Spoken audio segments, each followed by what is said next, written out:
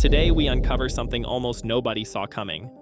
After a decade of bidding wars, phantom listings, and rent that climbed faster than any paycheck you could follow, rent in Canada is finally collapsing. In one suburb just outside Montreal, asking rents have crashed nearly 20% in a single year. In one British Columbia city, rents have plunged 16.5%, the steepest drop in the entire province. In Toronto, the unthinkable has happened. Rents have fallen to their lowest level since mid-2022. And nationally, April 2026 marked the 19th consecutive month of year-over-year rent declines, with average asking rents falling all the way back to levels last seen 3 years ago. This isn't a small dip. The national average asking rent has dropped to a 33-month low, the largest decline in 5 years. The pendulum that crushed renters for 10 straight years has finally swung the other way, and in certain towns and suburbs the drops have been brutal, exactly the kind of relief renters have been begging for. We've dug through rentals.ca, CMHC, the BC government, RBC, live.rent, and the latest national rent reports to bring you the 12 Canadian towns where rent has dropped the hardest. And more importantly, the real reasons why this is happening. Because understanding why is what tells you whether it's going to last. But before we get into it, do me one favor. If this information is useful to you, if you're a renter who's been waiting years for a break, or you know someone who is, smash that subscribe button right now. The landlords and property managers won't tell you the market has flipped in your favor. We will. When you subscribe to Canada 24 Hub, you're joining a community that gets the real numbers before anyone else. So hit subscribe and let's get into it. Number 12, Surrey, British Columbia. The Vancouver suburb that was supposed to be the affordable alternative has seen one of the biggest corrections in the country. Unfurnished one-bedroom rents in Surrey city centre fell 14% in a single year, dropping from $1,984 to $1,701 a month. Why? A flood of new condo completions and conversions hit the market at the exact moment demand cooled, and the mix of small studio and one-bedroom units simply outpaced the renters available to fill them. Number 11. Abbotsford, British Columbia. Out in the Fraser Valley, the cooling is just as dramatic. Abbotsford rents fell roughly 10% in a year, with one-bedroom units dropping from $1,669 to $1,496 a month. The reason is simple and powerful. Affordability has improved most in outer markets as new supply piled up while population growth slowed. When the suburbs build faster than people arrive, prices have nowhere to go but down. Number 10, Burnaby, British Columbia. This dense Metro Vancouver hub got hammered.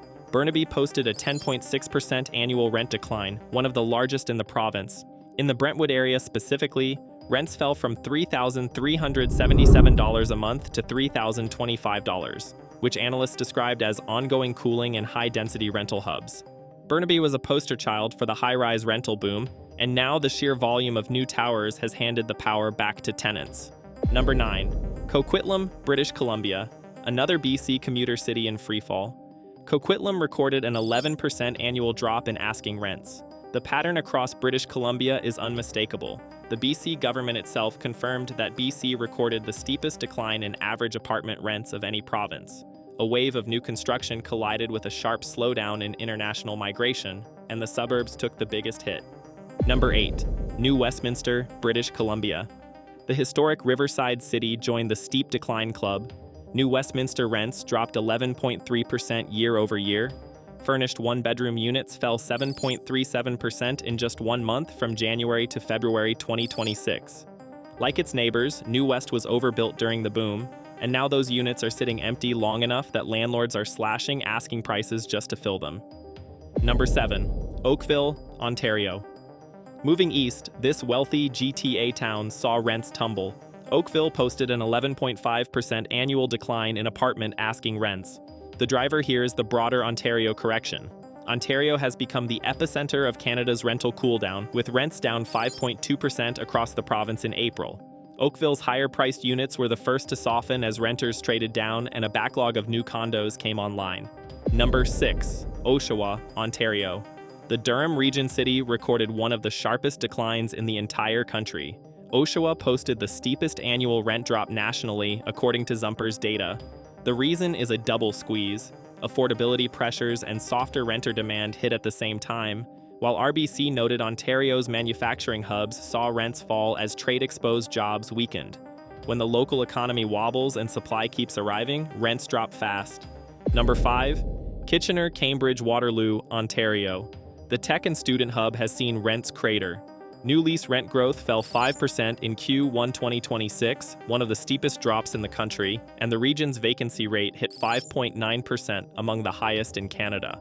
The reason is crystal clear. The federal cap on international study permits gutted demand around the University of Waterloo and Wilfrid Laurier, while the region's heavy exposure to auto parts manufacturing made it vulnerable to tariff-driven job losses. Fewer students plus fewer jobs plus more supply equals collapsing rents. Number 4. Markham, Ontario. This affluent GTA suburb saw the largest overall rent decline across all of Ontario. Markham recorded a 9.3% average drop, with one-bedroom rents crashing 12.5%, from $2,295 a month all the way down to $2,007. Markham rode the immigration-fueled rental boom harder than almost anywhere, and now with temporary resident inflows slashed and new supply still arriving, the bottom has fallen out. Number 3. Longueuil and Brossard, Quebec. Across the river from Montreal, these South Shore suburbs got hit with double-digit declines. Longueuil rents dropped 12%, and Brossard fell 11.7% year over year. Even in Quebec, which has been one of the most resilient rental markets in the country, the suburbs adjacent to the big city couldn't escape the correction. A surge of listings shifting away from the most expensive properties dragged the averages down hard. Number 2. Richmond, British Columbia. This Metro Vancouver city posted one of the single biggest drops in the entire nation. Richmond rents collapsed 16% year over year, second only to one other market in the country. Richmond built aggressively during the boom, betting on endless demand from immigration and foreign capital. When the federal government slashed temporary resident inflows and BC's population growth cooled, all that new supply had nobody to fill it, and landlords were forced to cut again. Number 1. Côte Saint-Luc, Quebec. And here it is, the single largest rent decline in all of Canada. Côte Saint-Luc, a suburb of Montreal, saw asking rents crash 19.9% year over year. Now, here's the honest part you need to understand. A big piece of that drop came from a shift in listings away from more expensive properties, meaning the mix of available units changed, not just the price of identical apartments. But the direction is undeniable. This quiet Montreal suburb went from a tight, expensive market to the steepest decline in the country in a matter of months. Proof that even the most stable corners of Canada are not immune to the great rental reset of 2026. So why is all of this happening? And the bigger question, will it last? There are 4 forces driving this, and they all hit at once. First, supply finally caught up. After years of underbuilding, a massive wave of purpose-built rental and condo completions flooded the market. Second, demand collapsed. The federal government's caps on international students and temporary foreign workers, which began in 2024, gutted the renter pool that cities had relied on for a decade. Third, the economy weakened. RBC found that labor market weakness in trade-exposed industries, intensified by the Canada-US trade war, is putting sustained downward pressure on rents. And fourth, Canada's population actually declined for the first time since Confederation, with Ontario and BC leading the losses. Here's the catch, and you need to hear it. The national vacancy rate rose to 5.1% in Q1 2026, the 9th consecutive quarterly increase, which is fantastic for renters right now. But experts warn this window may not stay open. RBC expects rent declines to be limited because the sticky nature of average rent and rent control keep prices from falling too far for existing tenants. And RE Max cautions that slowing construction means demand will eventually catch back up. As one Toronto broker put it, the market swings like a pendulum. In the short term, it stays soft, but long term, it'll swing back the other way. It's worth noting, too, not every market is falling. Saskatchewan, Manitoba, and Nova Scotia actually saw rents rise, and places like Kingston and Sherbrooke are still climbing thanks to chronic student housing shortages. So what does this mean for you? If you're a renter in one of these towns, this is your moment. You have negotiating power you haven't had in over a decade. Pricing a vacant unit above the previous tenant's rent is no longer realistic in most markets, which means landlords are open to deals, incentives, and lower asking prices. But you have to ask, shop hard, negotiate harder, and lock in a good rate while supply is high. Because the experts agree this softness won't last forever. If this video helped you understand what's really happening in the rental market, smash that subscribe button right now. Drop a comment telling me what you're paying in rent right now and which town shocked you the most. Share this with every renter you know who's still overpaying. because they need to know the market has flipped. Subscribe to Canada 24 Hub.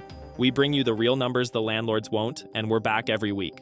Until next time, check the listings, negotiate your rent, and never settle for the first number they give you.